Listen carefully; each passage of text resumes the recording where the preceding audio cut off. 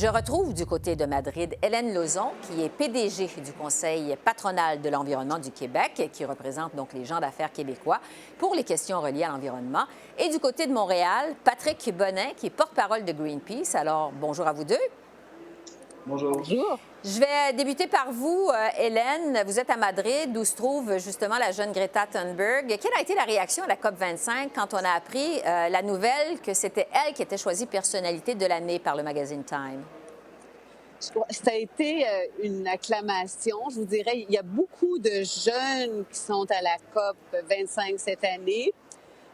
Pour les gens qui reviennent systématiquement chaque année, on dit que c'est une représentativité beaucoup plus importante. Et d'apprendre cette nouvelle, c'est certain qu'il y a eu un engouement rapidement. Mais aussi, je crois que c'était un étonnement sans en être un.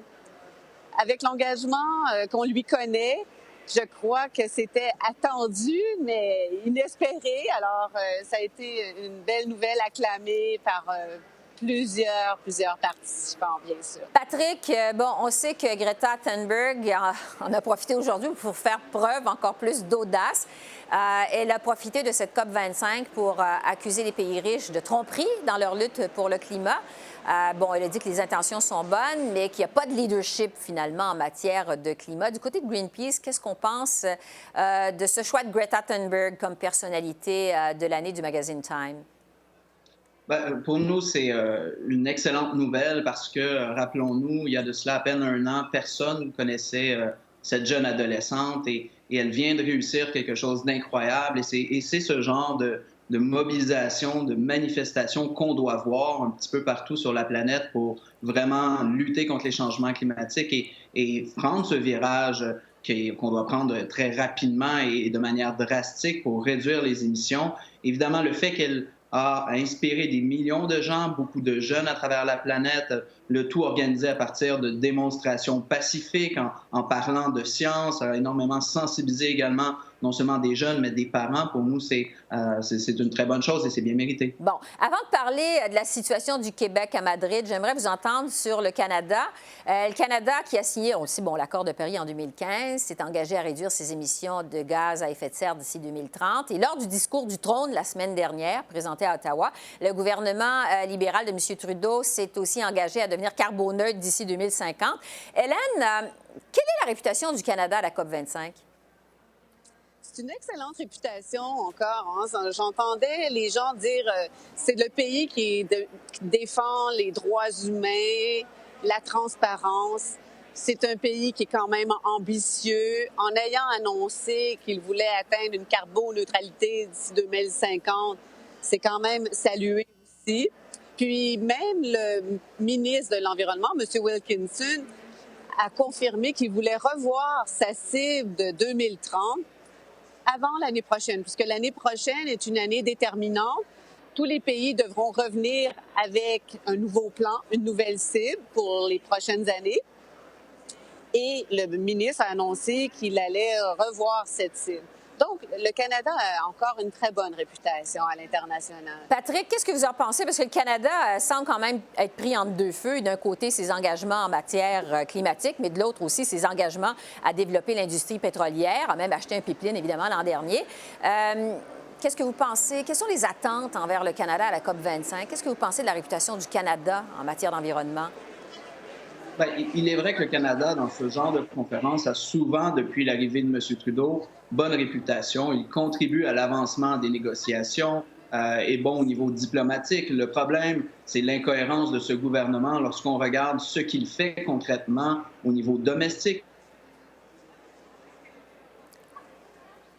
au niveau national, alors qu'on est en voie de rater la cible de réduction de gaz à effet de serre. C'est 80 millions de tonnes d'écart entre la cible et le plan du gouvernement. Oui, il s'engage à en faire davantage pour 2030, mais on attend encore quel est le plan de match. Quand saurons-nous le niveau d'ambition supplémentaire dont se dotera le Canada? Et l'enjeu, l'éléphant dans la pièce, c'est très clairement la question de l'expansion de la production de pétrole et de gaz, pipelines et subventions à l'industrie pétrolière, qui fait en sorte qu'on a un double discours, on a de l'incohérence et à l'heure de l'urgence climatique, on ne peut plus se permettre ce genre de performance. Bon, Hélène, Patrick dit le développement des ressources pétrolières, finalement, c'est l'éléphant dans la pièce. Est-ce qu'on parle de Trans Mountain? Est-ce qu'on parle de pipeline du côté de Madrid?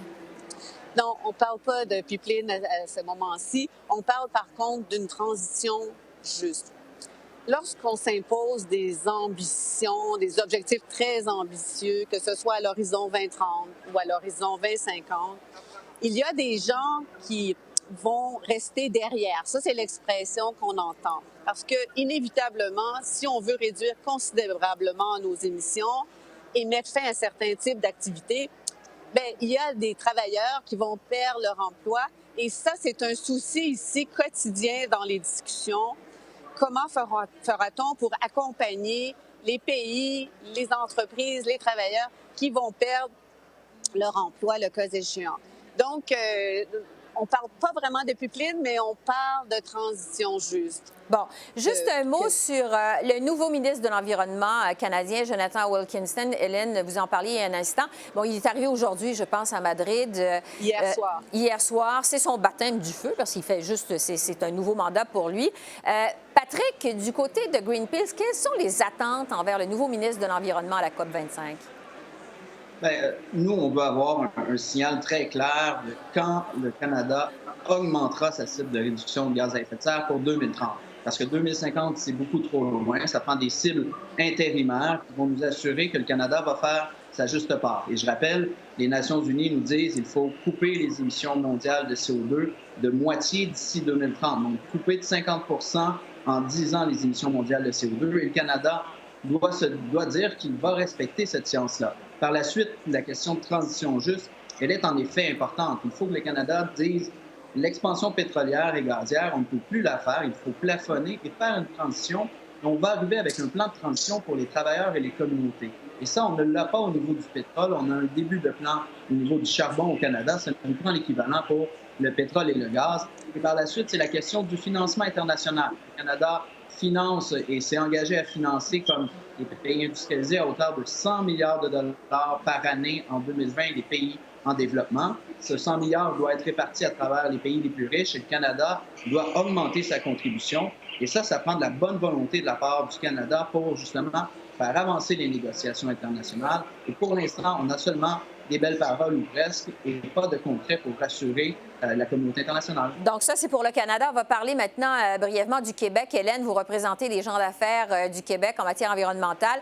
Le Québec, évidemment, participe à cette COP25. On dit qu'il est sur place, mais sans avoir de bilan réel en matière d'environnement, sans même savoir, avoir une idée précise de la pollution atmosphérique qu'il émet. Quelle est la réputation du Québec à Madrid? Comment est reçu le Québec à Madrid? Bien, il y a une très bonne réputation. Nous avons des chiffres quand même. Nous savons que, par exemple, le secteur industriel a réduit ses émissions de gaz à effet de serre depuis 1990 de 26 %. Bien sûr, notre secteur de transport a augmenté. Donc, il y a du travail à faire de ce côté-là. Mais la bonne réputation du Québec vient du fait que c'est un leader dans le domaine des changements climatiques, entre autres. Que ce soit avec sa loi sur les véhicules zéro émission. Il y a eu une présentation par le ministre Charette de cette initiative. Il y a aussi le marché du carbone. Nous avons été précurseurs. Et en ce moment, l'objectif ultime de cette conférence, c'est de trouver une façon de faire atterrir la mise en œuvre de l'article 6, entre autres, de l'accord de Paris. Et cet article, ce qu'il va permettre de faire, si les pays s'entendent, ce serait peut-être de concevoir un marché du carbone à l'échelle planétaire. Mais bon, avec 192 pays, là, est-ce qu'on va pouvoir arriver à cette conclusion? Mais le Québec, comme il est un précurseur dans le domaine, bien, il y a eu beaucoup de conférences où monsieur le ministre Charette, notre ministre de l'Environnement, a été invité à faire part de ce qui se fait déjà au Québec. Donc, oui, il y a une excellente réputation de leadership. Patrick, qu'est-ce que vous en pensez? Hélène dit le Québec, réputation de précurseur. Est-ce que c'est la lecture que vous en faites du côté de Greenpeace? Au niveau de la mise en place d'un prix sur le carbone, oui, le Québec a été un des pionniers. Au niveau du marché du carbone, évidemment, le gouvernement en a mis un en place. Quand on regarde dans les faits, par contre, la cible de réduction de gaz à effet de serre du Québec, encore une fois, elle est largement insuffisante en regard de ce que la science exige. Le gouvernement n'a aucun plan pour atteindre cette cible pour 2030. On n'a aucune information sur la trajectoire et la tendance des émissions. On sait très bien qu'on est en voie de rater complètement cette cible-là, entre autres parce que les émissions, oui, ont augmenté massivement dans le secteur des transports et ne sont pas en train d'être réduites rapidement, mais aussi parce que le secteur industriel doit également faire sa part. Et là, la réputation, encore une fois, il faut voir les chiffres. Et la réalité est que le gouvernement actuellement est favorable à un projet massif d'exportation de gaz naturel liquéfié, qui est du gaz fossile produit par facturation. Ça, c'est le projet GNL Québec. Il est favorable à l'expansion du système autoroutier comme le troisième lien au Québec. Il parle de couper des arbres pour lutter contre les changements climatiques. Donc, il y a énormément d'incohérences et clairement, ce qui est proposé de la part du gouvernement du Québec est largement insuffisant en regard de l'urgence climatique et des mesures qui devraient être déployées. Bon, Hélène, il nous reste quelques secondes seulement. Je vais terminer avec vous. On sait que le but de cette réunion, c'est de donner l'élan pour que les pays proposent des cibles de réduction de gaz à effet de serre ambitieuses pour 2020, mettre la table donc pour la prochaine COP l'an prochain. Il reste 2 jours à cette réunion. Vous êtes sur place. Qu'est-ce qui est au programme très, très rapidement? La question de la mise en œuvre de l'article 6, sur quoi on pourrait s'entendre pour la mise en place d'un marché du carbone planétaire? Hélène Lauzon, je vous rappelle que vous êtes PDG du Conseil patronal de l'environnement du Québec et Patrick Bonin, évidemment, porte-parole de Greenpeace. Merci à vous deux de nous avoir parlé aujourd'hui. Merci. Merci à vous.